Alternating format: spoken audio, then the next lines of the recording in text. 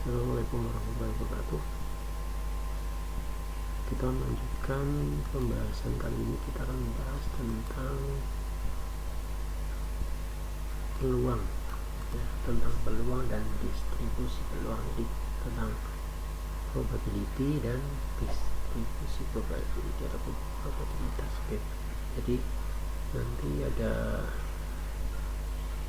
beberapa hal yang dibahas tentang peluang, dari pengertian sampai hukum-hukum perhitungan peluang. Oke, kita langsung saja untuk probabilitas atau peluang, ya, yang nama kita, ya, kalau di bahasa kita peluang, ya. Kalau didefinisikan apa itu probability atau probabilitas adalah suatu ukuran tentang kemungkinan suatu peristiwa akan terjadi, ya kan, perkiraan lah, ya, kalau pada kita probability perkiraannya gimana kan gitu, ya. Jadi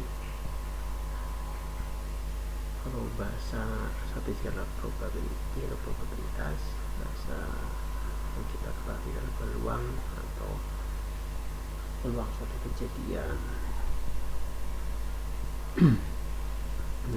jadi perhatikan contohnya. Jadi kalau tadi definisi sudah disampaikan, jadi nanti kalau nanti ada istilah percobaan, adalah pengamatan terhadap beberapa aktivitas atau proses yang memungkinkan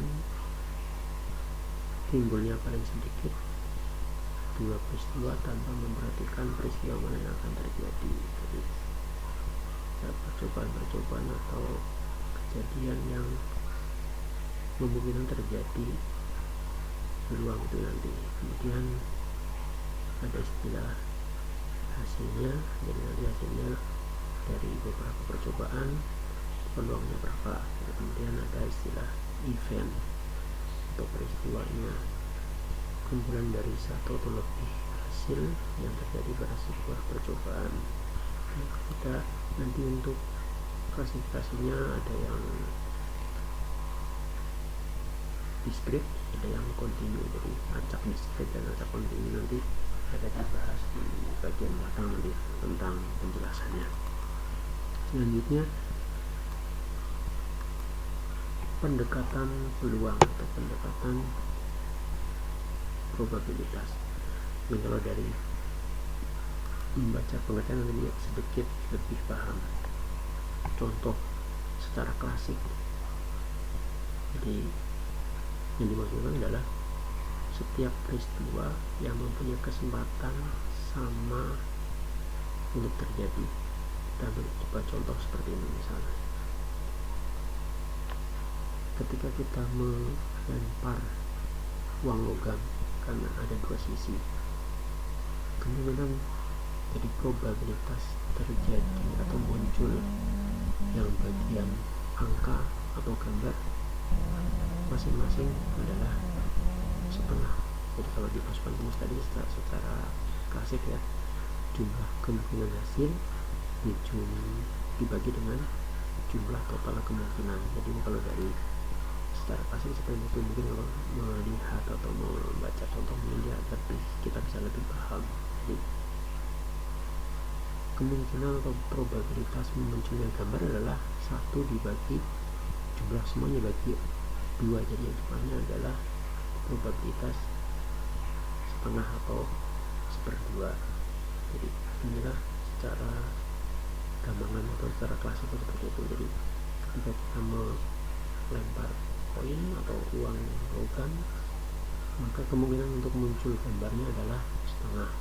Misalnya kita melempar 4 kali, berarti kemungkinan secara hitungan adalah mungkin muncul 2 kali angka dan 2 kali gambar.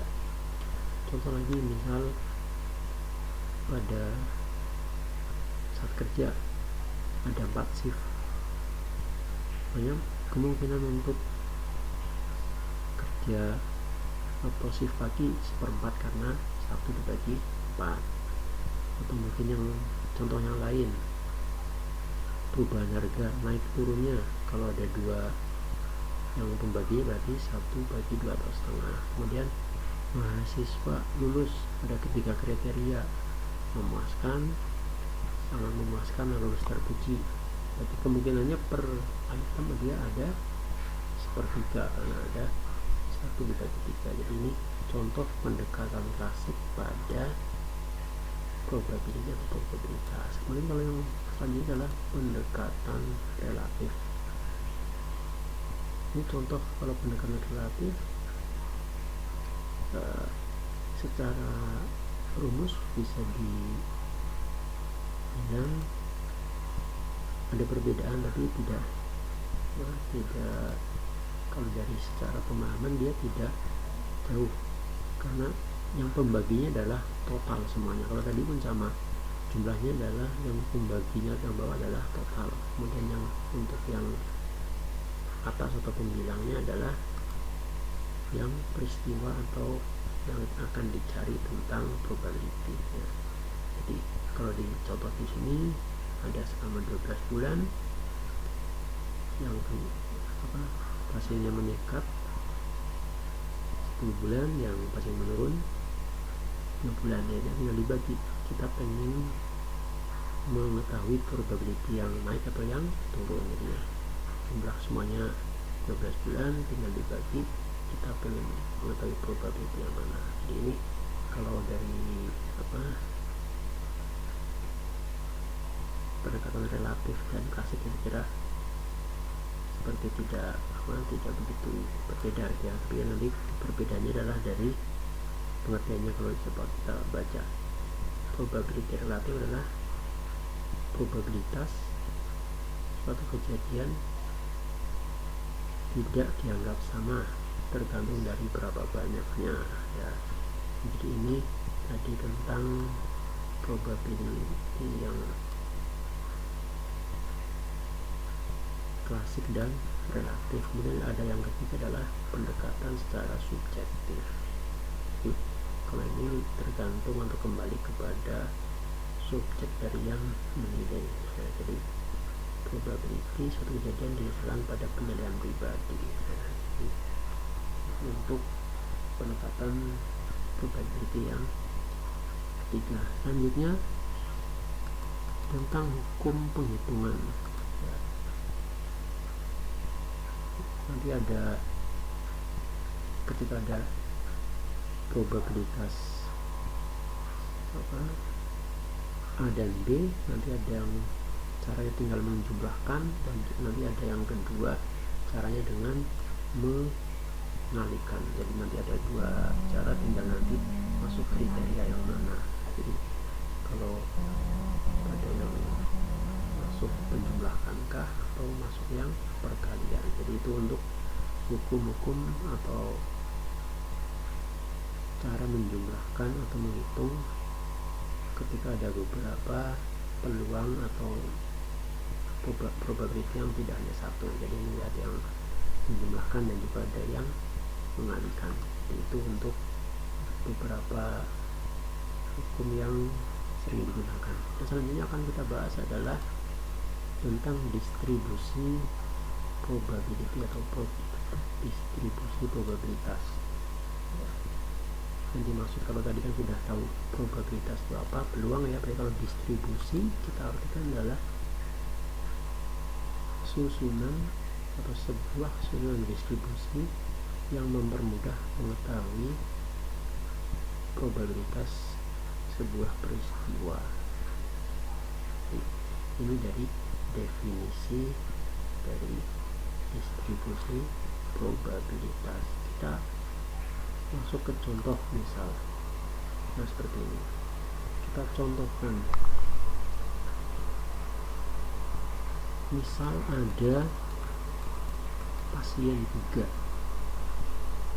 tiga orang pasien akan ke berobat di satu daerah. Kemudian ada dua tempat atau dua klinik menjadi pilihan. Jika ketiga pasien atau ketiga orang tersebut bebas memilih rumah sakit atau kliniknya, maka tentukanlah kemungkinan pilihan dari calon pasien tersebut. Di sini ada 3 pasien dan juga ada dua tempat atau dua klinik. Yang ditanyakan adalah berapa tentukan kemungkinan pilihan dari berapa pilihannya. Kalau di sini yang akan kita ketahui contohnya adalah pada klinik R. Nanti pun kita bisa hitung pada klinik yang S-nya. Contohnya ini kan ada 3 pasien, ada klinik R dan klinik S. Yang akan kita ketahui di sini, contoh pada klinik R, pertama kemungkinan tidak ada pasien yang ke klinik R ke S semua.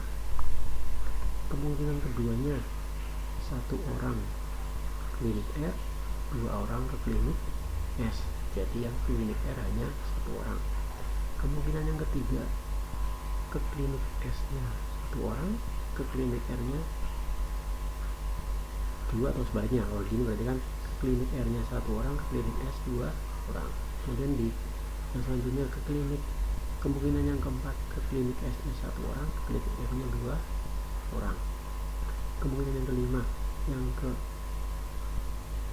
S 2 orang, pasien yang kedua dan 3, dan yang ke klinik R 1 orang dengan pasien nomor 1. Jadi ini kalau kita buat kemungkinan ada 8 kemungkinan saja. Nanti silakan diperhatikan, tidak ada kemungkinan lain. Ini kan terjadi kalau yang kemungkinan yang terakhir semuanya ke klinik R, pasien 1, pasien 2, pasien 3. Jadi ada 8 kemungkinan ketika ada 3 pasien akan berobat atau mengunjungi 2 tempat klinik. Jadi ini adalah contohnya. Kemudian kita hitung, kita bisa menghitung. Tadi kan sudah diketahui dari 8 kemungkinan ini klinik R sama sekali tidak ada pasien, ada 1 kejadian. Nah, kemudian klinik R dipilih 1 dari 3 calon pasien, ada 3 kejadian. Ini gerakan jadi 3 kejadian. Ini kan dipilih salah 1. Contoh ini R dipilih 1. Ini juga sama lagi, R dipilih 1 oleh pasien kedua. Nanti ada lagi di sini R dipilih 1 oleh pasien ke 1. Jadi untuk kemungkinan dari 8 kemungkinan ini ada 4 berbeda. Jadi pertama sama sekali tidak dipilih, ya. Kemudian ada juga semua memilih klinik R. Jadi ada 4. Jadi 8 dalam pertemuan ini ada 4 yang dianggap sama. Jadi yang sama sekali tidak memilih, semuanya memilih, dipilih 1 dan dipilih 2 pasien. Dari ini kita bisa hitung. Nah, seperti ini. Jumlahnya tadi kan dari semuanya kan total kemungkinannya 8. Ya. Berarti kalau di jumlah klinik R dipilih oleh semua pasien atau tidak dipilih oleh semua pasien masing-masing 1, tinggal dihitung 1/8 dari jumlah semua kemungkinan. Jadi kalau kita hitung di sini,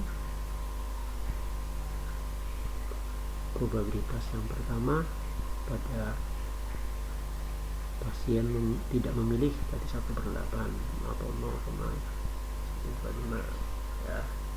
Kemudian pada pasien dipilih oleh 1, jadi kliniknya atau 1 klinik dipilih oleh 1 pasien ada 3, berarti 3/8. Nah, jadi jumlahnya kemungkinan adalah 8 semuanya di sini. Kemudian klinik dipilih oleh 2 pasien sama, ada 3/8. Kemudian yang satu klinik dipilih oleh semua pasien, ada 1/8, jadi jumlah semuanya adalah 1, semua probability gitu ya. Jadi ini tadi yang disebut untuk pembahasan tentang distribusi probabilitas. Dan untuk selanjutnya adalah pembagian. Ada berapa sih pembagian atau jenis-jenis probability? Nanti kita bisa, ini ada beberapa pembagiannya. Pertama, jadi distribusi binomial. Dari sini perbedaan ini saja, perbedaan kriteria ya. Nanti ada probability yang kedua itu hipergeometri. Yang selanjutnya adalah distribusi normal ya. Sebenarnya ini nanti silahkan bisa diperhatikan contohnya. Kalau tadi yang contoh pertama adalah contoh bagaimana ilustrasi distribusi probabilitas secara umum. Nanti silakan, ini ada saya lampirkan materi tentang probability binomial, kemudian ada yang geometri, dan juga ada yang probability yang atau distribusi yang normal. Kalau distribusi normalnya nanti yang kurvanya disebut kurva normal ya. Jadi ketika data tersebut normal, ketika dia mengikuti bentuk kurva yang normal, dari nanti ada puncaknya, kemudian antara kanan kiri dianggap sama. Jadi nanti ada kriteria disebut data mempunyai distribusi normal. Jadi itu tentang distribusi probabilitas. Nanti silakan lihat contoh-contohnya. Saya lampirkan beberapa contoh untuk pembahasan materi pada kali ini. Jadi mungkin itu yang saya sampaikan pada kesempatan pertemuan kali ini. Nanti silahkan bisa di download untuk materi yang saya lampirkan. Saya kira nanti yang kemarin masih error nanti saya benarkan untuk persiapan kuliah selanjutnya. Terima kasih perhatiannya. Saya akhiri. Assalamualaikum warahmatullahi wabarakatuh.